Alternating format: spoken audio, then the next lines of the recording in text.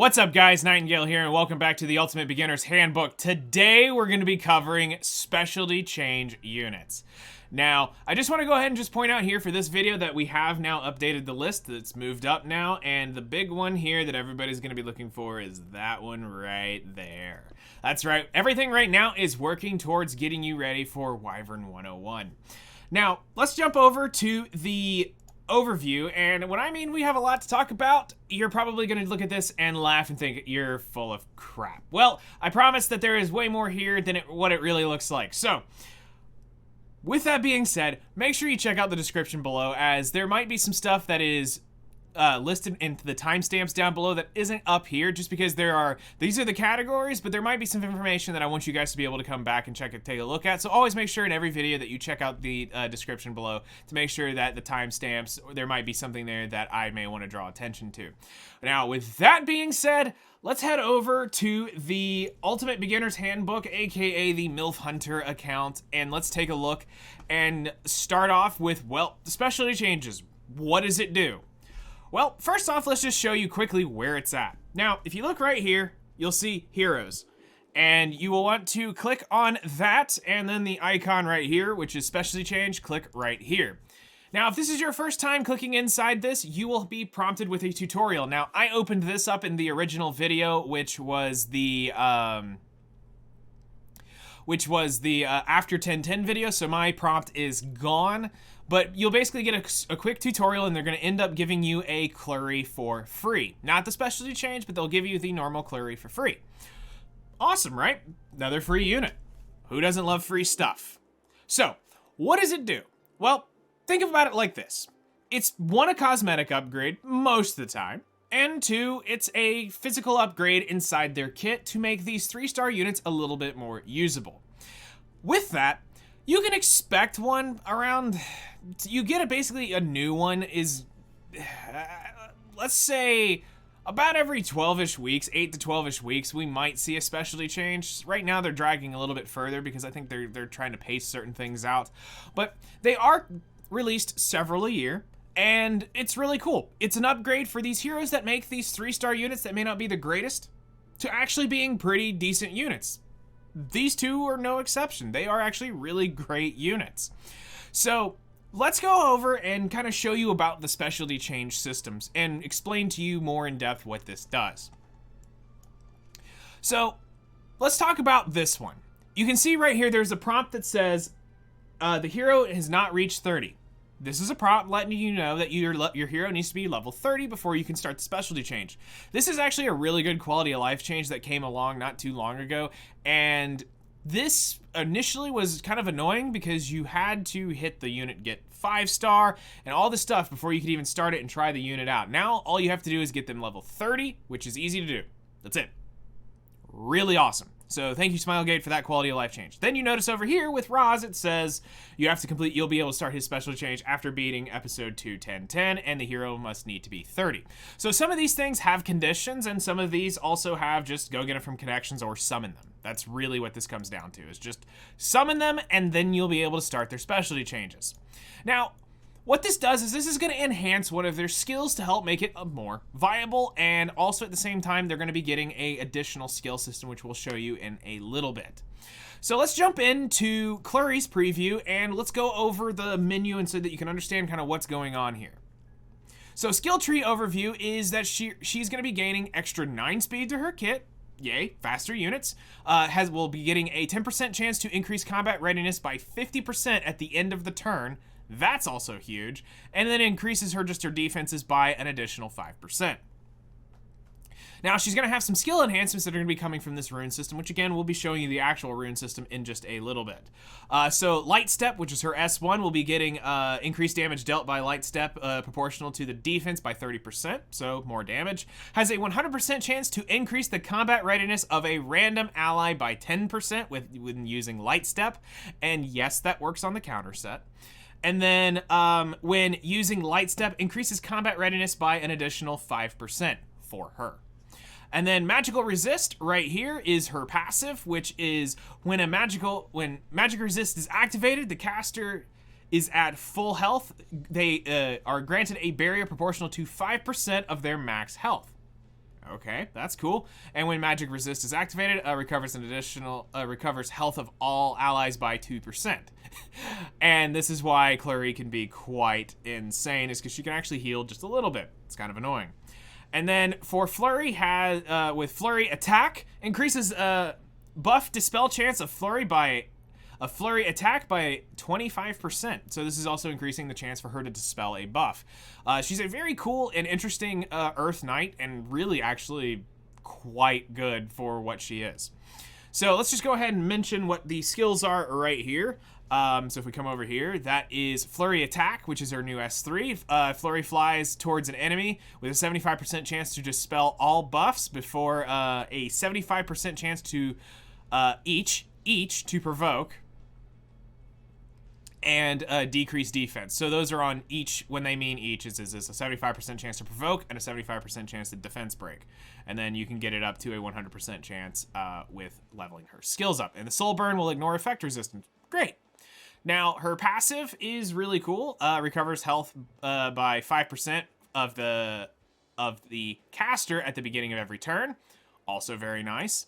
And then she has her Light Step, which is slams the enemy, increasing combat readiness of the caster by 15%, 20% when it's leveled up, and damage dealt increased proportional to the caster's defense, which means she's going to need defense in order to... she's a higher defense-based unit. You will want some HP on her, but her stuff's based off of her defense. Now, what else you have right here is preview skills, which will take you in to be able to see it, and then the specialty change quest. When you click that button right here, will show you what is needed to complete the quest. Now, this is really straightforward, and it's not actually as overwhelming as it looks. A lot of these can be completed without you even realizing you're completing them. So this one's really simple. Eliminate 500 plants. Now, you might be panicking going, that's a lot of work. Keep in mind, if you've got these active, as you're grinding and doing stuff, these can go by really quickly. Especially when you're farming and stuff like that, this can work really well. Reach level 30 with 5 Mega Phantasmas, so the 2-star Phantasmas need to be taken to level 30 5 times. Really simple to do. And not all these quests are this easy, and not all the quests are going to be super hard. Acquire 50 Greater Runes in the Spirit Altar. Again, very easy to do early on. Getting 50 Greater Runes, you're going to be needing a ton of these anyway, because you've got a lot of units in the beginning you need to level up. Easy enough.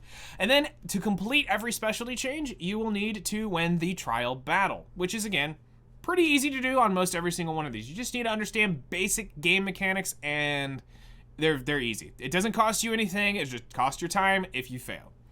So that's what it looks like inside of this menu. Now, a couple things that I just want to point out here is do take note of the icons. These icons were initially said and to help you understand where they belong in their content, or their most optimal content. While this is true and correct for probably a majority of these, it's better just to ask questions. The reason being is if we take somebody like Doris, which is who we're going to end up using in just a minute as another example. It says she's recommended for PvP, which is the arena icon here. Now, in theory, this is true. She is a PvP Soul Weaver and actually one of the best ones in the game. But she's very good when it comes to PvE content. Your early game PvE, while she's not Tamarin level, but she's a completely different type of unit. So there are certain fights that this might actually help you out with. So she is technically a good PvE unit. You probably can get away with using her in Abyss and other things like that. So be careful with the icons. They can be a little misleading. And another one that I kind of want to point out that I also feel is very misleading is Ricorous. Ricorous' kit is cool. I like it, but they're recommending him for Katie's because of the restrict buff, but there's better units than Ricorous. I'm sorry. So take it for what it is, and we'll go over some more stuff here in just a little bit. But I just wanted to point that out of, here's kind of what's going on. Now, what I want to do is I have prepared for you guys a top 5 list. Now, I hate doing this because there are so many that are really good, and we're going to end up talking about a little bit more in depth as we go through these. But you'll just see why. Okay, so my top 5 specialty change units are Magic Scholar Doris, Commander Lorina, we have Adventurer Raz, Mercenary Helga, and Angelic Montmorancy. Now, the reason why I say these are my top 5 units, and yes, they are kind of in an order, but also they're kind of not in an order, because it really depends on what do you get on your account. Depending on who you've summoned for and what is shown up by the point you're watching this video will determine who has slightly more value than the other. But if all these units, if these were all available on your account right now, this is probably the order I would say go forth and get them. Now the good news is with specialty change, you can start multiple at a time, as we'll show you when we get over to my main account. You will be progressing through some of these probably fairly quickly. Some of these can even be done nearly in a day. Not all, but some, depending on how you're able to grind. You can probably knock out a specialty change probably in a day. So these are how I've rated them, and we're gonna go talk about each one of the units, and I'm gonna go over to back to the tutorial account, and we're gonna quickly bring these up, and I'll kind of go over why. So because I don't have any of these available, actually, you know what? I can do this from right in here. So Doris was my number 1, and here is why. Doris can carry you through so much content. Her runes and her systems are absolutely insane, and I'll leave the reading for you. But I absolutely love the way her kit is set up. Primal Light is a fantastic CR push and heal. It's something you're gonna have to kind of get used to the skill cap of using her, but once you get used to Doris, knowing when to use this skill is really, really vital. This isn't something you're gonna rip right away. Sometimes you get used to this mentality, I've gotta use my S1 to my S2 to my S1. In this case, technically, you're actually going to be ripping Doris's second skill first. This is one of the main reasons why I absolutely love and adore Doris, is for the continuous healing of the defense buff. This is a lot of tankiness, and the fact that it costs only 10 souls to burn this thing is huge. I love Doris so much. And then you have the decreased hit chance here, which is cool. This isn't something you're gonna be banking on, but when it lands, great. When it doesn't, cool. Doris is a fantastic unit for this specific thing right here. Has a 100% chance to decrease damage suffered from a critical hit by 30% when attacked by a dark enemy, a dark elemental enemy. When one or more damage reduction effects is granted, only the strongest is applied.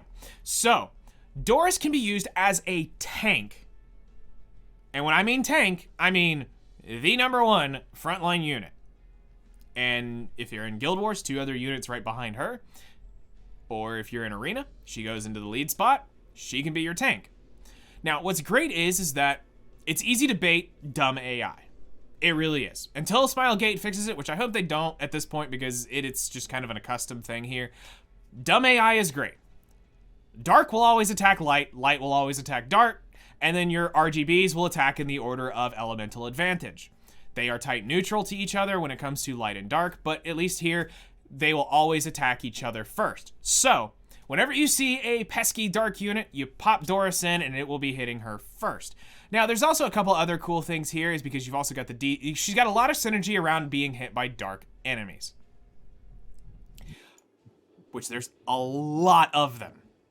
So, Doris is great. I really recommend her. Cannot stress this enough. If you have her, bottle her. She's worth it. Now, next up on the list is, just so I have them here, is Commander Lorina. So now Commander Lorina is probably moved up a lot more than where I originally would have sat her, but that's also because she's had some buffs over the last several months ago. I can't remember exactly when they gave her her buff. I just remember once it did, it changed a lot of the new player experience and how certain things went. So inside here, we're just gonna basically go through this. She is a fantastic PvE unit. She's gonna help you out in Abyss. She'll help you out in your Labyrinth runs. She's gonna help you out in, you could probably get away with her in an Expo or 2, depending on where you're using her. But for that early, and for really, honestly, you could even use her in Hall of Trials, I'd be willing to bet, in the early, depending on what's going on. Again, it's hard to try to give you the exact place you can use her, because it depends on what you have built already will determine where her value really stands. But a couple things here that we want to just point out is, again, you can come through and read through what all she has, but one thing that you want to notice is she can CR push people back, which is great. And this does damage based on lost health. So the lower the health they get, the more damage this does, which is really good.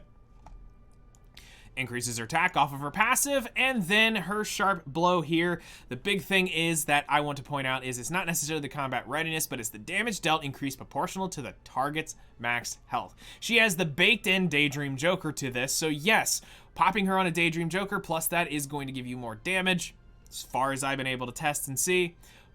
But this is baked in Daydream Joker. Now, would I have used Daydream Joker on her? No, I would use other things, because in my case, I would have been using her in Expedition, so Ancient Sheath, I think, is what I was using, or I think Glutton. I don't remember exactly what I had popped on her. I've seen multiple artifacts on her, and it really just comes down to what do you have and where do you want to put her. That's really what it's going to amount to. So, very cool kit. I really like her, and I think with her glow up too, this looks awesome. The way they designed her armor is really cool. The axe looks awesome. I like the dragons and the way the pauldrons look. I think they did a great job with her armor, and this was definitely a glow up for her. Number 3 is Adventurer Roz. Adventurer Roz is going to be something that is really phenomenal for you guys. This is also slight spoilers. Sorry if you haven't beat the story yet. But yes, this is Adventurer Roz, and he's really one of the best units, one of the best 3-star units in the game when it comes down to he's a meta unit. He may fall off depending on where he's at, but unlike most games that you play where you get that first free 3-star unit and they're totally garbage and you wish they were never on your account, he is the complete opposite thanks to this. So he'll be used in a lot of your different hunts and combat. In Abyss, you can use him in PvP. It depends on how you play. He can be very good. They give him a lot of good stuff here, and the big thing that we want to talk about is really this. He's technically a knight, which means he is an Arius holder. He can also hold Adamant Shield. I've run him on Proof of Valor, and I've also run him on Bastion of Pelusia. So there's many different things. That's lightning in the background. Hooray, I'm gonna push through this because I believe in my power break systems. So, the defense buff here is one of the main things here. This does help out a decent bit. Now, he is due for a buff soon, which is gonna help, I think, the healing on this skill. I'm doing this prior to that, and I don't really remember off the top of my head what exactly he's getting. I know it's some extra healing. One of the main things, though, that is great about Roz is this skill, too, which is the attack from, or a dual attack with the enemy with the highest, or with the ally with the highest attack. The big thing here is that with his runes, this has a chance to defense break. So this defense break will help out in, especially in your hunts. If you fail your defense break and you're bringing that ally along, it can land it. Really helpful. I do like that. And then his S1 is a dispels one, has a 75% chance to dispel one buff, which is also very helpful for a lot of your early PvE stuff trying to get through that. And that's also why he's pretty good in PvP, because if there's only one buff and you need to get rid of it and he does it, great. If not, it sucks. It's 15%. All right, next up is one that I don't know a lot of people would be happy that I'm suggesting this one first, but I liked her. I honestly, for me, when it came down to Ancient Inheritance, I really started adoring this unit, and that's Helga. Mercenary Helga here is a awesome grass warrior for your early game progression, and the more I used her in Ancient Inheritance, I used her specifically because I used her on one of my best teams. But she's got a lot of stuff synergizing around grass units, so you want to be careful with that while you're building her. She's got a lot of cool things that get upgraded with her, and this is also, again, another great glow up. I really like this look and what they did with her. It's really cool, and I'm kind of disappointed this isn't a 5-star unit, but we can make her work with what she is. A couple things to note here is that she gives an attack buff to everybody with an effectiveness buff, which is great for PvE content. You can also extend the durations with a 10 soul burn. Again, these cheap 10 soul burns, you're going to absolutely love these as you go along. And then she's got double defense breaks, both on her S2 and her S1. So you're going to constantly be able to keep this defense breaking thing go up. I really like her. And I think for a lot of your early content, when you're struggling to get damage out, you can use this a great bit in Abyss. You can use this in any of your labyrinths, hunts. I know for a lot of you that are going to be going through and trying to get Banshee done, this is going to be a great thing because chances are you're probably going to end up using something like Clury. You'll probably end up using something with Helga. You'll probably use Vivian, which is given to you for free, and all you need is one other grass unit and you're good to go. So that's Mercenary Helga. And then the last one, before we hit a couple honorable mentions, is right here, which is the lovely Montmorancy. Now, the reason why I put Montmorancy on here was just because I felt like with what you'll be doing inside of content. And also she's due here on the 9th as well for a buff, which is really awesome. And I can't wait to talk to you about that one in just a second, because you get to see it one last time in its horrible state. But this is a great unit for Wyvern. I mean, it really is. And before Angelica, this used to be our Wyvern tank. Now, depending on where you are and your mentality on how you want to play, is she technically the best version for it? No, but she works if you are that type of person who's like, I don't want to spend molas. I absolutely don't. They give you so much for free now, you have really no excuse to not be using Angelica. Now, I do want to point this out here, is that because a lot of people get this weird assumption that because you have Angelica, you don't need to level Montmorancy. And this is where I want to put this here for this video, is because Angelica is a better healer than a cleanser. Montmorancy is a better cleanser than she is a healer. So let's talk about her kit real quick, and she's got a lot of cool stuff here about dispelling buffs and things like that. That's one of her big things. So, thankfully, after so much complaining, they finally listened to the community about earnest prayer. I will read this very carefully for you, and I will point this out. Recovers allies' health and grants immunity for 2 turns before dispelling 2 buffs, increasing the caster's combat readiness by 50%. Amount recovered increased proportional to the target's max health. She can soul burn it, and the effect is granted to all allies. Now, as of the buff coming on the 9th, they are finally fixing the most idiotic part of this, because here's exactly how that skill reads. She will try to recover your health and grant immunity before she dispels 2 buffs. Now, if anybody has understood anything yet so far about playing the game or seen any debuffs, there is a unbuffable spell, there's an unbuffable debuff, and there is a unhealable debuff. I don't think I have to fully explain this out, but just in case you really are not catching up and this is completely going over your head, the unhealable buff stops you from healing, the unbuffable stops you from buffing. She will try to heal and buff before she cleanses off those buffs. Now, thankfully, with that new thing, she is going to go cleanse the 2 debuffs. Then she can heal and grant immunity. That change is huge, and you're going to absolutely love that. So they fixed that with her, and then with the way her skill tree works, they make this skill a lot better with purification, and then, of course, the Montmorancy sleep that eventually you may or may not land, but I've won some fights with it, and I've lost because it didn't sleep when I really needed it to. But again, a great unit. Now, I said I have a couple honorable mentions, and that's because there are so many of these that are actually really good depending on what you're doing.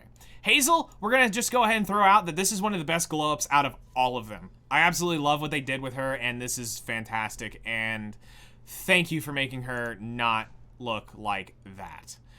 Next up is another honorable mention is this secretly used to be a, let's be real, this was basically a Moonlight Mage hidden as a Fire Mage. And it says she's a 3-star, but people swore up and down she was a 5-star unit. Researcher Carrot, while has fallen off some, depending on because of some of the things that are in the meta, she's still a pretty cool unit and can be used and do a lot for newer players in their accounts. So do keep that in mind that she is what she is. You'll understand when you start talking to veterans who played around with Carrot. We'll not spoil. It's not spoil at all. But she's an honorable mention because of that. Also, her look is phenomenal. They did a great job with her. And then last but not least for me, as far as honorable mentions, again, like I said, a lot of these are really good. But if you also have Pillis, also another fantastic glow up here. This can help you out. Pillis can help you out a lot because of one key thing here.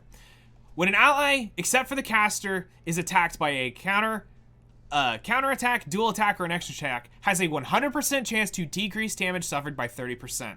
When one or more damage reduction effects are granted, only the strongest is applied. What this means here is when something counters back or extra attacks, which there's a lot of that going on right now, this can be very, very helpful. While not technically something you have to be concerned with right now, because this unit is a defense-based unit as well, this is something that you will want to look for and know that there are things like this. Now, some of these units are completely and utterly useless. Some of these units are just fun to use, and some of them, they're one buff away from being really good. So like I said, I have one other thing that I want to do, and that's jump over to the main account here, and we're going to go show off Doris and talk about the rune system so that you can understand this. So if we're going to go over here and hop over and take a quick look at Doris real quick, you can go look here in Awaken is where you'll be able to find the rune system. It is now, you'll see this new thing called Skill Tree. You click on that, and inside here are runes. Now, I will go ahead and tell you this. This is extremely expensive to do, and you do not need to be doing this on non-altar buff days. What this means is on a normal day, whenever you're out grinding and the light altar is up, if we're talking Doris, you do not go in and try to grind the 400 and whatever runes it is for the 420, 450 runes it is of the greater runes, and the 46 epic runes of the 40 epic runes that is needed to do a specialty change. What you will want to do is you will want to pay attention either to the update notices that I upload on the channel, or come hang out on Discord, or just generally stay up to date with stuff on the Stove forum. You will be able to see that when they do the buff weekend, you'll be looking for the Spirit Altar buff, which increases the rune drop. That is when you go work on stuff like this. Do not try to do this on non-buff days. It is horrible energy return. Now, what this is doing is basically each time you level up a skill, the enhancement goes up. Each time you level it up, the cost gets slightly more expensive until it is plus 30. So those runes are part of the cost going all the way up. So this is something you'll work on, and you don't technically have to do all your units to have to get plus 30, but it's a general rule of thumb. If you're going to specially change them, full send it, because there's some stuff in here that actually can be helpful, or it might help out somebody else. So I hope you guys can get a hold of a lot of these units, because there's a lot of really cool stuff. I said one last thing that I wanted to show off really quick before we walked away is the running of both specialty changes. So as you can see here, I have the 2 of 2 activated. I have Axe God, as he's affectionately known as here, but I refuse to spend the Blazing Rages to finish him off until he gets a significant buff to what he is. I could also pause this if I absolutely had to, and Rima, I'm also waiting to continue on her quest to finish up the machinery here. I could technically get this done, but to me, there's no value in these units for what I'm doing, so I'm just kind of hanging on and completing them as I go and grind out whatever. And as you can see, after a year, I'm almost done. Glenn is the most recent one added in, and then prior to that, I believe it was Pillis was the one prior to that, and then it was Rima. So we've only had 3 that I know of since we started, or since I started. So you can start 2, and with the early stages, you'll be blowing through a lot of the easy ones really quickly. I promise. Some of these are not hard at all. Rima, I could honestly put the boots to the ground on this thing and probably knock this out in a day or 2. I'm just way too lazy, and there's no point in me doing it. So the 6 months that I've basically had, or 4 months I've had Rima up, I could have finished it by now. I don't care. But that's going to take care of it. That is specialty changes in a nutshell. The reason why I wanted to point this out is just so that you understand specialty changes, because some of this stuff might help you start progressing towards getting into Wyvern. Whether that's unlocking units for and working on your Abyss or your Labyrinth, because I know some players will look at it for the Nyxseed gear, which some players end up using along the way to help boost their Wyvern teams, which most players, I think, I've outgrown getting Nyxseed just instantaneously, and hitting Wyvern 13 now with a lot of the free stuff they're giving out, you don't technically need that as much. You can get a lot of stuff built really well. A lot of players used to have to struggle and get the Nyxseed set. But there's a lot of cool stuff here. I'm excited for what this allows new players to have access to. These units are not as bad as those elitist jerkwads that come around on when we talk about 3-star units. They're like, it's a 3-star unit. It's not a 5-star. It's not an ML5. No, Doris is better than an ML5 when it comes to light soul weavers. Clary is an absolute fantastic 3-star. Same with Adventurer Roz, Commander Lorina. While Lorina's not a PvP unit, she's a fantastic PvE unit. So it really comes around to, where are you and what are you doing? But for new players, these are awesome for you, and I'm really excited that you have the ability to get some of these units and use them. So if you guys have any questions, feel free to hit me up in the comments below. I'll try my best to help you out. This is going to be a little harder to answer certain things on, because it's really dependent on what are you trying to do and where you're trying to gear them, unfortunately. So again, I'll do my best to answer whatever questions you have in the comments below. Y'all take care, enjoy, and we'll see you in the next one.